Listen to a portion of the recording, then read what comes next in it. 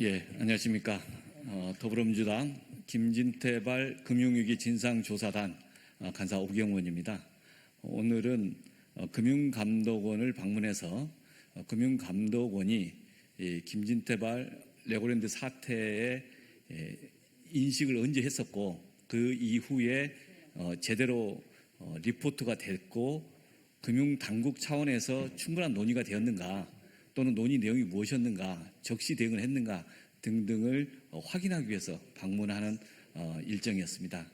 그런데 금융감독원에 대한 최우선 방문이 금융감독원 입장에서는 부담스러웠나 봅니다. 국민들 앞에서 왜 금융당국, 특히 금감원이 질책을 받느냐에 대한 태도에서 꼼수가 나왔고, 실제 오늘은 적절한 간담회를 하지 못했습니다.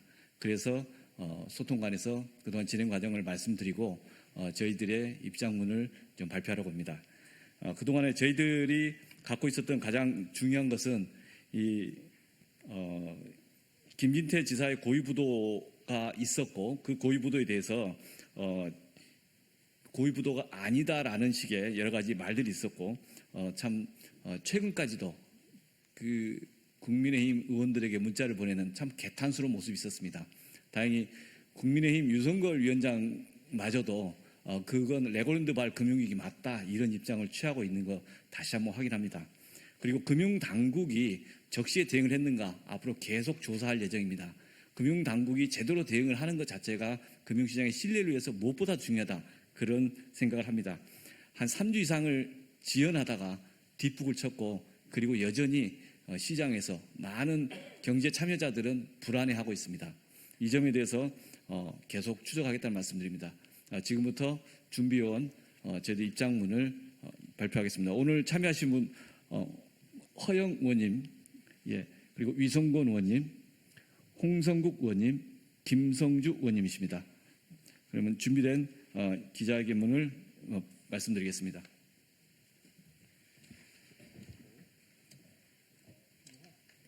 네, 사회적 참사로 인한 국민의 상처가 깊습니다.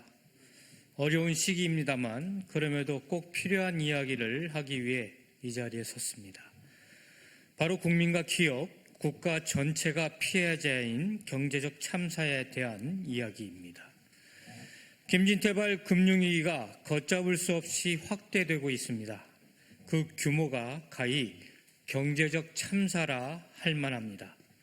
어제 9일 단기 자금 시장의 바로미터격인 CP91물 금리가 연 5%를 찍었습니다. 글로벌 금융위기 이후 13년 10개월 만에 최고 수준입니다. 신용 스프레드는 지난 7일 기준 한 달 전보다 40bp나 상승한 151bp까지 치솟았습니다.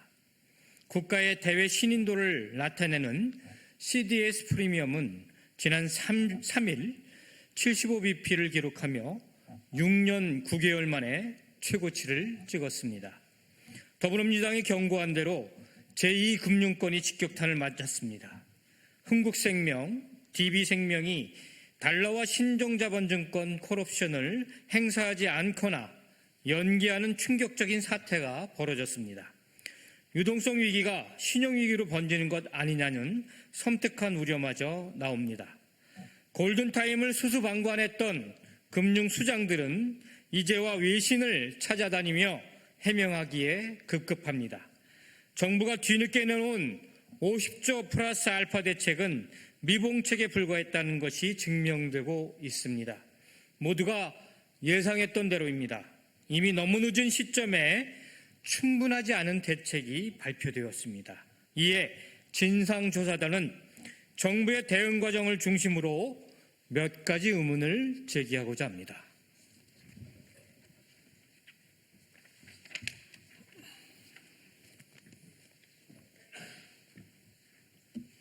첫 번째, 정부 시스템의 실종입니다. 진상조사단은 지난 9월 28일부터 10월 23일까지 25일간의 골든타임 동안 금융감독원이 일상적 모니터링 이외에 별도의 대응을 취하지 않은 것을 확인했습니다.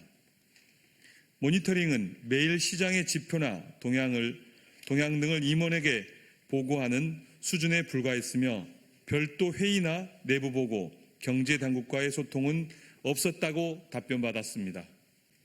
기획재정부 역시 마찬가지로 사태의 발단이 된 강원도 및 김진태 강원도지사와 단 한 차례도 소통하지 않은 것으로 밝혀졌습니다. 금융당국 내 김진태발 채권 불신 확산에 대한 위기 인식이 부재했으며 채권시장 충격을 금리 인상 등 요인에 의한 일상적 위기 정도로 치부한 것으로 보입니다. 금융감독원이 제출한 활동 내역을 구체적으로 살펴보면 더욱 가관입니다. 9월 28일자 이 건은 증시 하락, 10월 12일, 13일자는 금통위의 기준금리 인상, 10월 14일 이 건은 미국 CPI 발표에 따른 대응책 논의를 위해 개최한 건으로 확인됐습니다. 10월 7일에는 저축은행, 여신금융, 증권업권에서 당시 시장 상황과 함께 부동산 PF 부실 발생 가능성 의견을 전달했음에도 금융당국은 아무런 조처도 취하지 않았습니다. 금융당국의 안일한 태도 역시 확인할 수 있었습니다. 금융시장이 얼어붙은 동안에도 금융당국에서는 적극 대응하겠다, 노력을 강화하겠다, 점검을 지속하겠다, 면밀히 모니터링하겠다 식의 언급만 있었던 것을 확인하였습니다.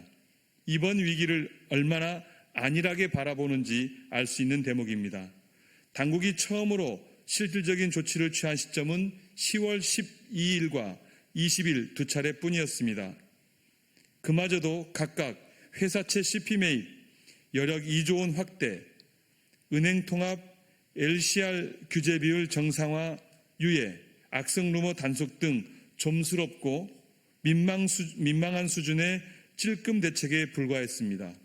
금융당국은 어째서 위기로 인지하지 못한 것입니까? 만약 위기 상황을 인지하고 있었다면 이를 방조하고 대책 발표 시점을 놓친 원인이 무엇입니까? 철저한 진상과 책임 규명이 필요합니다.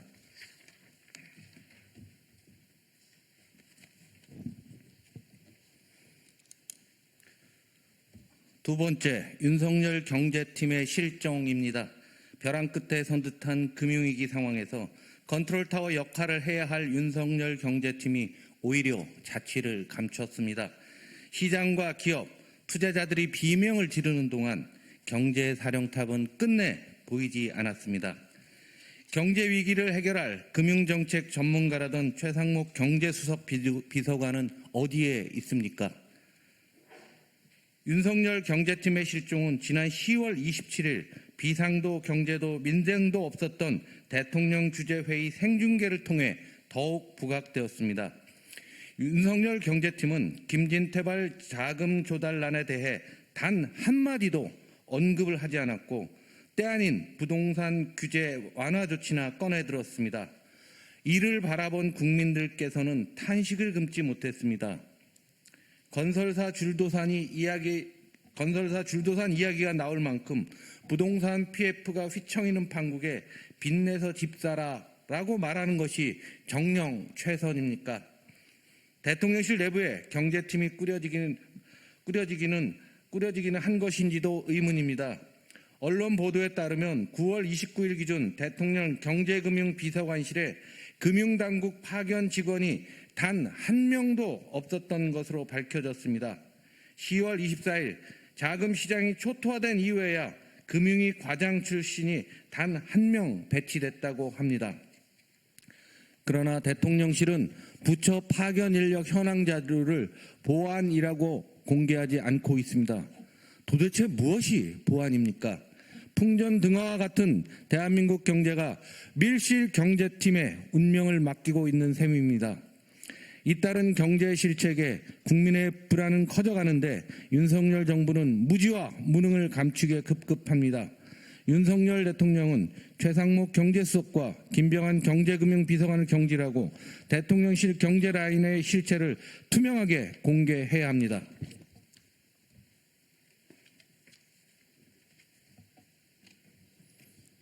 세 번째, 국민의힘의 염치 실종입니다. 김진태 신사를 엄호하는 정부 여당의 안간힘이 참으로 가상합니다. 국민의힘이 스스로 얼마나 경제에 무능한 정당인지 발벗고 나서서 선전하는 꼴입니다. 어떻게든 전 정권 탓을 하고 싶은 심정은 이해하겠습니다만 이 사태의 핵심은 채무가 아니라 불이행입니다. 김진태의 무지와 무능으로 채권시장의 생명과 같은 신뢰, 크레딧이 무너졌고 그 여파로 가뜩이나 어려운 자금 조달 시장이 더 빠르게 심각하게 얼어붙은 것이 이 사태의 본질입니다. 어째서 이런 기본적인 경제 논리조차 이해하지 못하고 책임자를 감싸기에 급급한 것인지 한심합니다. 아직도 자신은 채무 불이행을 입으로 말한 적 없다며 억울해하는 김진태 지사는 더 이상 언급할 가치도 없습니다.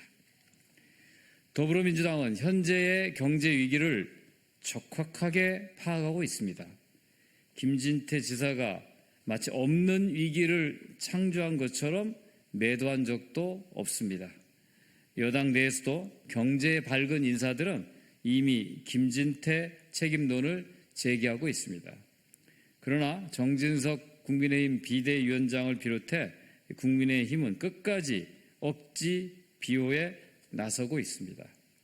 어떻게 이런 국민의힘에게 나라 경제를 맡길 수 있겠습니까? 국민들께서 모두 지켜보고 있음을 유념해야 할 것입니다.